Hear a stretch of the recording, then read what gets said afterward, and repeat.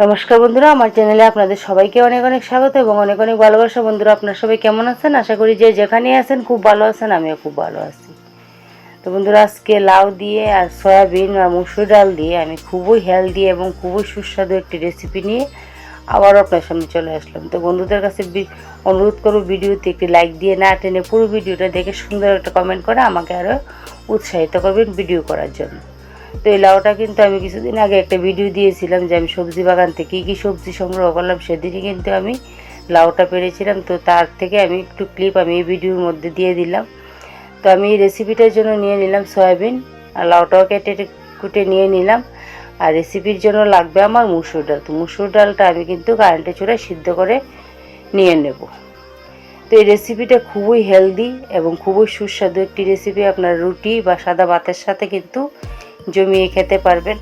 এদিকে দেখেন আমি কিন্তু মুসুর ডালটা বসিয়ে দিলাম, আর এদিকে আমি কড়াই বসিয়ে দিলাম গ্যাস ওভেনে, দিয়ে দিলাম তার মধ্যে পরিমাণ মতো সরিষা তেল। তেলের মধ্যে আমি দিয়ে দিলাম শুকনো লঙ্কা, তেজপাতা। তো এগুলি হওয়ার পর আমি দিয়ে দিলাম পাঁচফোড়ন। পাঁচফোড়নটাও হওয়ার পর আমি দিয়ে দেব তার মধ্যে কেটে রাখা লাউগুলি। তো লাউগুলি দিয়ে আমি কিছুক্ষণ নেড়ে চেড়ে আমি কিছুক্ষণের জন্য আমি ঢাকা দিয়ে দেবো। বন্ধুরা, আমার এই রেসিপিটা আপনাদের কাছে কেমন লাগলো কমেন্টে অবশ্যই বলবেন। নতুন দর্শক হলে আমার রেসিপিটা দেখে যদি বেশি ভালো লাগে তাহলে আমার চ্যানেলটাকে সাবস্ক্রাইব করে পাশে থাকা বেল বাটনটিকে অন করে অল অপশনে ক্লিক করে দিবেন, যাতে করে পরবর্তী ভিডিও নোটিফিকেশন সর্বপ্রথম আপনাদের মোবাইলে চলে আসে। আর সাবস্ক্রাইব করে আমার পরিবারের একজন নতুন সদস্য হয়ে আমাকে আরও এগিয়ে নিয়ে যেতে সাহায্য করবেন বন্ধুরা।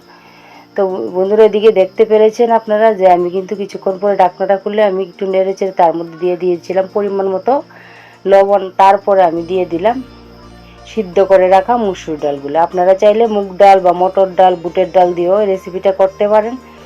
তো তারপরে কিন্তু আমি দিয়ে দিলাম সয়াবিনগুলি কিন্তু আমি আগে থেকেই গরম জলে সিদ্ধ করে রেখেছিলাম।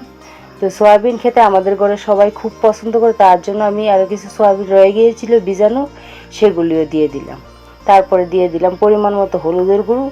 তো এই রেসিপিটাও বলতে পারেন আপনারা একদম বিনা মশলাই। আর যে জিরে ধনের গুঁড়োটা আমি ব্যবহার করবো সেটা কিন্তু একদম প্যাকেটের না, আমি ঘরে আস্ত জিরে ধনে এনে ধুয়ে ভালো করে রোদ্রে শুকিয়ে কড়ার মধ্যে টেলে মিক্সিতে গুঁড়ো করে রেখে দিই। আমি সব তরকারি ব্যবহার করি না, মাছে বা কোনো কিছু বিশেষ কোনো তরকারির মধ্যে কিন্তু আমি এই জিরে ধনের গুঁড়িটা দিই। তো কিছুক্ষণ নেড়ে চেড়ে কিন্তু আমি দিয়ে দিলাম তার মধ্যে কিছু চিড়ে রাখা কাঁচা লঙ্কা। তো কাঁচা লঙ্কাগুলিকে আমি আদল করিনি, মানে আস্তে আস্তে রেখেছি, একটু একটু মুখটা খালি চিড়ে দিয়েছি। তারপরে দিয়ে দিলাম তার মধ্যে যে জিরে ধনের গুঁড়োটার কথা বলেছিলাম, সেই জিরে ধনের গুঁড়োটা। আপনারা চাইলে একটু ঘি আর একটু চিনি দিয়ে দিবেন। তো তারপরে কিছুক্ষণ নেড়ে চেড়ে নামিয়ে নেব। তো বন্ধুরা, আমার এই রেসিপিটা খেতে কিন্তু খুবই সুস্বাদু।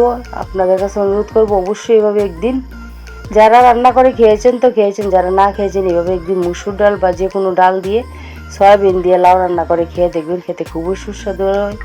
তো এই হলো রেসিপির ফাইনাল লুক।